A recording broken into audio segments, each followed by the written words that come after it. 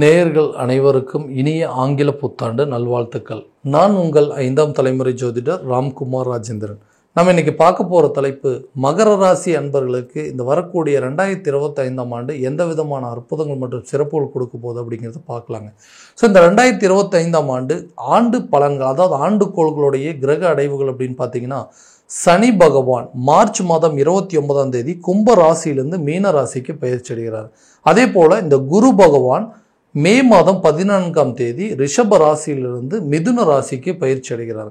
அடுத்ததா இந்த ராகு கேது என்று சொல்லக்கூடிய நிழல் கிரகங்கள் மே மாதம் 18ஆம் தேதி ராகு பகவான் மீன ராசியிலிருந்து கும்ப ராசிக்கும், கேது பகவான் கன்னி ராசியிலிருந்து சிம்ம ராசிக்கும் இந்த மே 18ஆம் தேதி பயிற்சி அடைய போகிறோம். இதுதான் இந்த ஆண்டினுடைய முக்கிய கிரக பயிற்சிகள் அப்படின்னு சொல்லலாம்.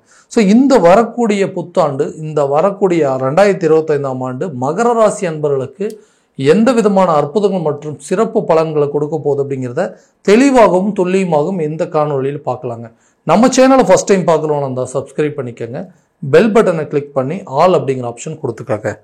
மகர ராசி அன்பர்களே, சனி பகவானை அதிபதியாக கொண்டவர்கள், எந்த ஒரு விஷயத்தையும் தைரியத்தோடும் துணிச்சலோடும் செய்து காட்டக்கூடிய நபர்கள். ஒருவருக்கு அதாவது தைரியத்தையும் வீரத்தையும், எந்த ஒரு துணிச்சல் தனமான ஒரு அபரிவிதமான தைரியத்தை உருவாக்கக்கூடியவர் இந்த சனி பகவான். ஸோ இந்த ராசி அன்பர்கள் எல்லா விஷயத்தையுமே ரொம்ப பர்ஃபெக்டாக செய்து முடிக்கக்கூடிய நபர்கள், தனித்து நின்று போராடி வெல்லக்கூடிய ஒரு ராசிக்காரர் அப்படின்னு சொல்லுவாங்க. எந்த ஒரு தெய்வமுமே எப்பவுமே இருந்ததே கிடையாதுங்க. உங்கள் லைஃப்பில் எந்த ஒரு விஷயத்தையுமே என்றைக்குமே யாருடைய சப்போர்ட் தேவை அப்படின்னு நீங்கள் நினச்சதே கிடையாது. எல்லாத்தையுமே நீங்களாக தான் உருவாக்குனீங்க, எல்லா கஷ்டங்களையும் நீங்களாக தான் அனுபவிச்சிங்க. எந்த கஷ்ட நஷ்டங்களாக இருந்தால் அதை நீங்கள் மட்டுமே பார்த்துக்கிட்டீங்க. ஸோ அப்படியேற்பட்ட ராசிக்காரர், அந்த திறமையான ஒரு குணம் படைத்த ஒரு ராசிக்காரர் அப்படின்னு சொல்லலாம்.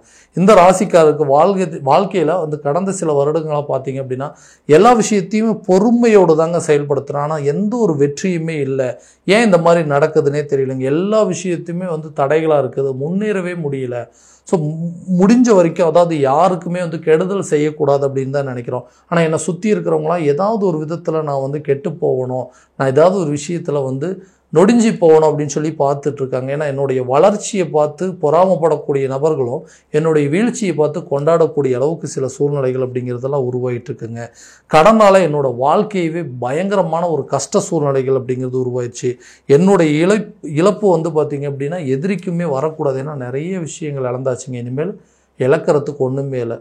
நெருங்கிய உறவுகளை இழந்துட்டேங்க, பணத்தை இழந்துட்டேன், நல்ல நண்பர்களை இழந்துட்டேன், கூட இருந்த சகோதரன் சகோதரி எல்லாத்தையுமே வந்து பிரிஞ்சுட்டு இன்றைக்கி என்னுடைய வாழ்க்கையில் இதுக்கு மேலே எனக்கு இழக்கிறதுக்கு ஒன்றுமே இல்லைங்க. தனியாக நிற்கிறேன். யாரையுமே வந்து நம்பி எந்த ஒரு விஷயத்தையுமே பண்ண முடியாத ஒரு சூழ்நிலை. ஏன்னா இந்த மகர ராசிக்காரர் அப்படின்னாவே இந்த அளவுக்கு கஷ்டத்தை மட்டுமே அனுபவிக்கக்கூடிய சூழல் அப்படிங்கிறது இருக்குமா, இல்லை என்னுடைய வாழ்க்கையில் எப்போவுமே ஒரு முன்னேற்றம் அப்படிங்கிறது அடையாது. ஏன்னா கடந்த சில காலகட்டங்களாக பார்த்திங்க அப்படின்னா குருவுடைய பார்வைப்படுதுன்னு சொன்னாங்க. 2ஆம் இடத்துல சனி பகவான் ஆட்சியாக இருக்கார், எல்லாமே நல்ல விதமாக இருக்குதுன்னு தாங்க சொன்னாங்கன்னா எந்த ஒரு முன்னேற்றமும் இல்லையே. இதுக்கு மேலேயாவது நான் வரக்கூடிய காலகட்டங்களில் என்னுடைய வாழ்க்கையில் ஏதாவது ஒரு திருப்புமுனை அமையாதா, நான் நினச்ச மாதிரி ஒரு வாழ்க்கையை வாழ முடியாதா, நிறைய மாற்றங்கள் உருவாகாதான்னு யோசிச்சுட்டு இருக்கிறவங்களுக்கு கண்டிப்பாக இந்த வரக்கூடிய காலகட்டங்களில் உங்களுடைய வாழ்க்கையில் நிறைய முன்னேற்றங்கள் ஏற்படக்கூடிய ஒரு காலகட்டமாக இருக்க போதுங்க. ஏன்னா இந்த 2ஆம் இடத்துல ராகு பகவானுடைய பயிற்சி, அதே போல் 3ஆம் இடத்திற்கு சனி பகவானுடைய பயிற்சி, 6ல் குரு, 8ஆம் இடத்துல கேது அப்படின்னு சொல்லி நிறைய கிரகங்களுடைய அடைவுகள் அப்படிங்கிறது மாறி மாறி நடக்க போதுங்க. எல்லா விஷயத்துக்குமே வந்து தைரியம் மற்றும் துணிச்சல் அதிகரிக்கக்கூடிய ஒரு காலகட்டமாக இருக்க போகுது. ஒரு வேலையை செய்கிறோங்க, அந்த வேலையில் வந்து நான் செய்யாத தவறுக்கு சில தண்டனையை நான் அனுபவிச்சுட்ருக்கேன். அந்த மாதிரி ஒரு சூழ்நிலையில் நான் செய்யலை அப்படிங்கிறது எடுத்து சொல்கிறதுக்கு கூட எனக்கு அந்த தைரியம் இல்லாத சூழ்நிலை. அந்த வேலையில் நான் எதுவுமே தவறு செய்யலைங்க, ஆனால் மற்றவங்க என்னை வந்து குறை சொல்லும் போது அதை வந்து நான் செய்யலை அப்படின்னு சொல்கிறதுக்கு கூட அந்த தைரியம் இல்லாமல் போச்சு. ஏன்னா அந்த 3ஆம் இடம் சொல்லக்கூடிய உங்களுடைய தைரிய ஸ்தானத்தில் ராகு பகவான் இருந்தனால எந்த ஒரு விஷயத்தையுமே உங்களால் இறங்கி செய்ய முடியல. எங்கே இறங்கி செஞ்சு ஏதாவது மறுபடியும் ஒரு பிரச்சனை நடந்துச்சுன்னா இருக்கிறத இழந்துருவோமோ அப்படிங்கிற ஒரு பயம். நிறைய இழந்துட்டோம் இல்லைங்களா, அந்த இழப்புகள் மறுபடியும் நம்மளை வந்து நடந்துருமோ அப்படிங்கிற ஒரு சூழ்நிலையினால் செய்யாத தவறுக்கு தண்டனை அனுபவிக்கக்கூடிய ஒரு நிலைக்கு தள்ளப்பட்டிருந்தவங்களுக்கு இப்போ வரக்கூடிய காலகட்டங்களில் எல்லா விஷயத்தையுமே தைரியத்தோடையும் ஒரு போராடி நிறைய விஷயத்தில் வெற்றி காணக்கூடிய ஒரு காலகட்டமாக இருக்கும் போது உங்களுடைய வேலையில் நீங்கள் எல்லா விஷயத்தையுமே பர்ஃபெக்டாக செய்து முடிப்பீங்க. அந்த வேலைக்கு உண்டான சில பெனிஃபிட்ஸ் அப்படிங்கிறது, அதாவது ஒரு பதவி உயர்வு, ஒரு சம்பள உயர்வு எல்லாமே உங்களுக்கு கிடைக்கக்கூடிய ஒரு காலகட்டமாக இருக்க போகுது.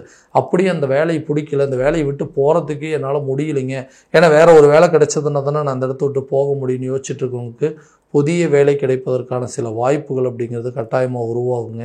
இது வரைக்கும் எடுத்து வைக்கக்கூடிய ஒவ்வொரு அடியுமே பயந்து பயந்து எடுத்து வச்சுட்டு இருந்தீங்க. அடுத்த லெவலுக்கு மூவ் ஆகிறதுக்கு நம்ம அடுத்த லெவலுக்கு ஒரு போஸ்டிங்கே போயிட்டா அந்த இடத்துல நிறைய ப்ரெஷர்ஸ் இருக்குமோ, அந்த இடத்துல நிறைய அதாவது பாதிப்புகள் இருக்குமோ, நம்மளால் அந்த வேலையை செய்ய முடியாது அப்படிங்கிற ஒரு தயக்கம் இருந்திருக்கும். இப்போ வரக்கூடிய காலகட்டங்களில் இந்த புது வருஷத்தில் நிறைய விஷயங்கள் மாறும். எல்லாத்தையுமே பர்ஃபெக்டாக செஞ்சு முடிக்கக்கூடிய ஒரு காலகட்டமாக இருக்க போகுது.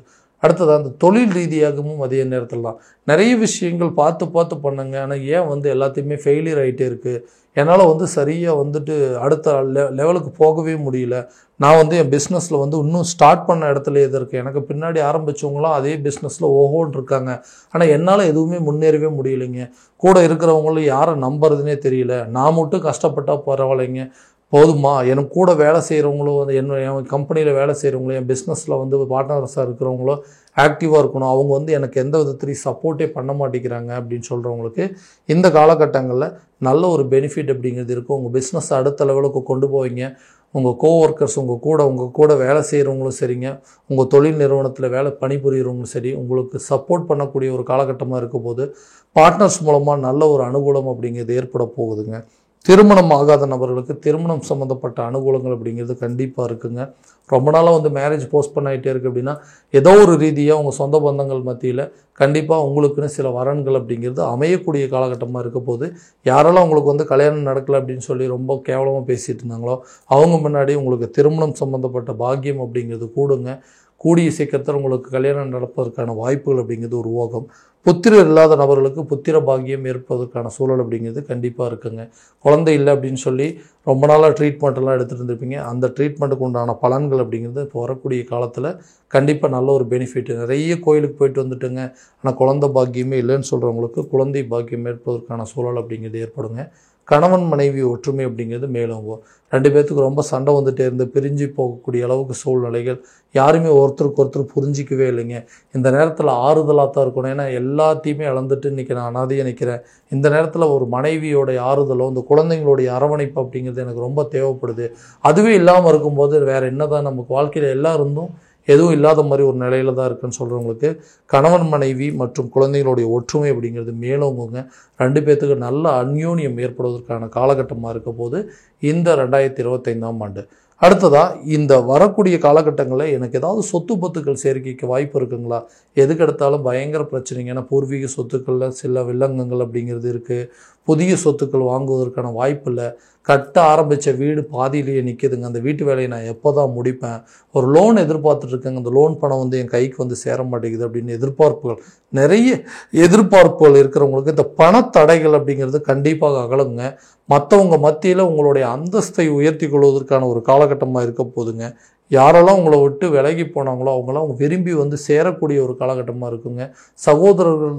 சகோதரிகள் மத்தியில் நல்ல ஒரு அந்யோன்யம் ஏற்படுங்க. உங்களுக்கு கரெக்டான நேரத்தில் சில உதவிகளை உங்கள் கூட பிறந்தவங்களே உங்களுக்கு செய்வாங்க. இது வரைக்கும் இருந்த அந்த சொத்து பிரச்சனை அப்படிங்கிறது தீரும். புதிய சொத்துக்கள் சேர்க்கைக்கு உண்டான வாய்ப்பு அப்படிங்கிறது இருக்குது. இந்த கட்டி முடிக்க முடியாத வீட்டை கண்டிப்பாக கட்டி முடிக்கக்கூடிய வாய்ப்புகள் உருவாகும்.